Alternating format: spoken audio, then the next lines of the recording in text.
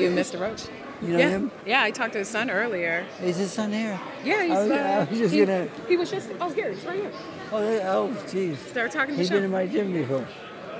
Tell us about that. What were you doing in the gym with? Was he working out with you, or just in the gym working out? Just working out in my gym. Yeah, yeah, it's funny. Eubank has been there. Nigel Benn's son's been there. Mm-hmm. Stevie Collins' son has been there. Who's Tim? Tim.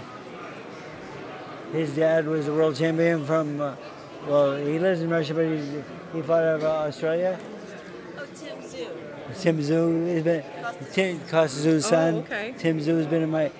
He might be maybe the best one out of the bunch. It's Really? either Tim or him. Has there ever been a day when you're at work at the Wild Card and you just look around and you think, damn, there's a lot of people in here, like a day when, say, like Pacquiao's there and Cotto's there, and just a whole bunch of people there at one time? I said, maybe there's too many here. You know, the first thing that gives it away is the parking lot. You know, parking is so essential in Los Angeles. And I have a big parking lot, and I get a lot of the space and so forth, but I need more, though. It's just getting a little crazy, and but LA is still getting bigger and bigger, and you know, the bigger they get, the more customers I get. I mean, we have almost 500 people a day come through my doors, right? So it's a lot of fun. I open at 7 a.m. and I close at 8 p.m. and within those hours, in the middle somewhere is where I train all my pro fighters. Yeah. So. You make it all happen. You're a very, very busy man, and no time to stop it anytime soon. No time. I got a lot of fights coming up, and then I do have my new guy on this show tomorrow night, Nery. He's a really good puncher. He's 30-0 with 24 knockouts, 118 pounder. He did come in a pound overweight, but I couldn't force him to lose it because he's going to move up to 122 for the next fight. You know what's funny is I was in the gym this morning, and he was in the gym this morning working out, like with his full sweats, running on the treadmill, still working hard. Yeah, he's still working hard. Just you know, weight's always been a little bit of a problem with him, and he needs a little more discipline in his life, and he'll be okay. It's funny. He went home 3 times for the first 3 weeks, and then he go home to Mexico. Mm-hmm. And I said, "Why are you going home to Mexico?" He says, "I see my family." I said, "Well, I think you're in training camp here. I think you're better off staying here." And then I heard that one of his brothers was pretty sick at home, so I said, "Hey, did you go see your brother?" And he says, "No." I said, "Why not?" He said, "Because you told me not to go home." Oh, see, trying to guilt you into that. That was nice of him, though. You know, he's learning because, like, one day, you know, like, he didn't show up, and then the next day I says, I didn't show up. And then he called me up and said, "Freddie, how come you're not in the gym?" I said, "How's it feel?" Yeah. So, you know, these guys, they have to have discipline. They have to work. Do you think it's harder? You know, we have so many modern conveniences now for fighters to lose weight and cryogenic and all these things fighters now.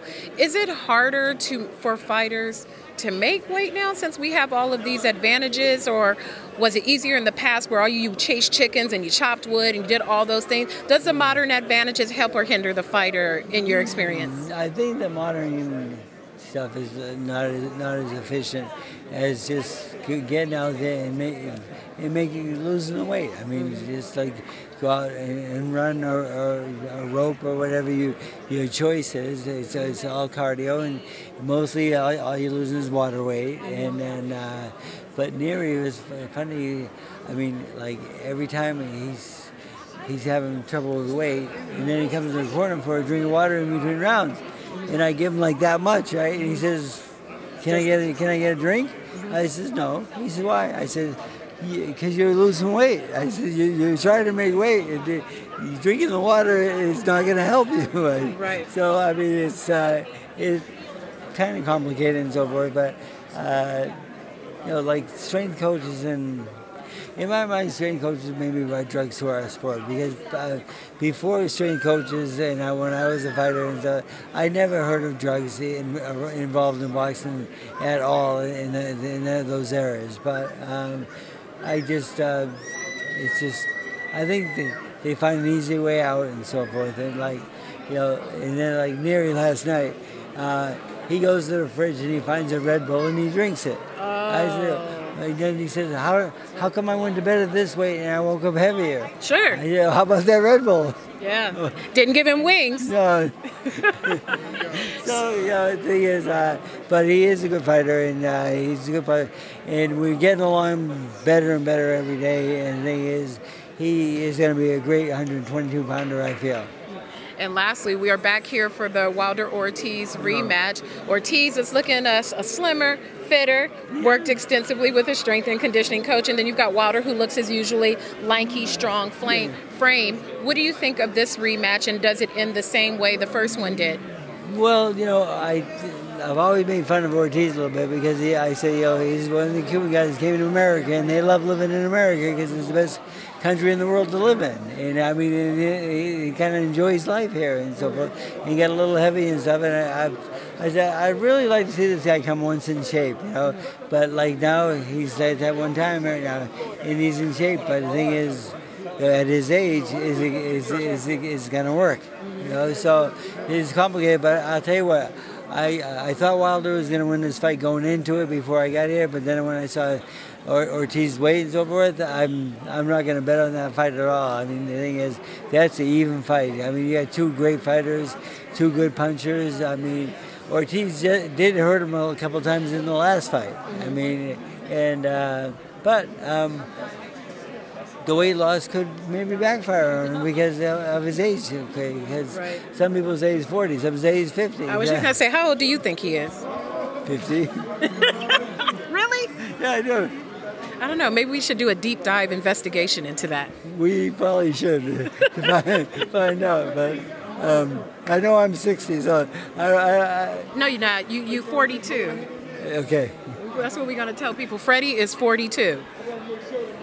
I can live with that. Okay. And then lastly, we have the Anthony Joshua, Andy Ruiz rematch that's going to be taking place. Another heavyweight fight. What do you think of that fight? We've got a Joshua who's been quiet and not very open. We've got a Ruiz who's lost weight for this fight. What do you think of that matchup? Joshua has lost weight also. He took a lot of the muscle off, which I've always told him he doesn't need all that muscle, and he has trouble carrying it into the later rounds. So I'm happy about that. But then I've Ortiz, I trained, not Ortiz. Joshua's fighting, what's my friend's name? Ruiz. Andy Ruiz. I trained Andy for 5 years, and he's a great fighter. And he was always a great fighter when he was really heavy. And the thing is, they have him losing weight and you're going down weight. I said, well, you won the world title when you were heavy. I said, well, so what's wrong with that? I mean, you had a great performance, and now he's I saw him on the magazine the other day, and he lost a lot of weight and he's skinny, and I don't think skinny's good for him. I think he fights much better. He absorbs punches well. He's got the best combinations in the world. He throws combinations unbelievable. But I don't know why I don't see why he lost the weight. The other guy needed to, but I don't think he did. But I still like him in the fight, though, because he's a very good friend. All right. Well, I thank you, Freddie. I know you want to move on. Always appreciate your time. Enjoy your time here. Thank you very much. Till next time. I hope so.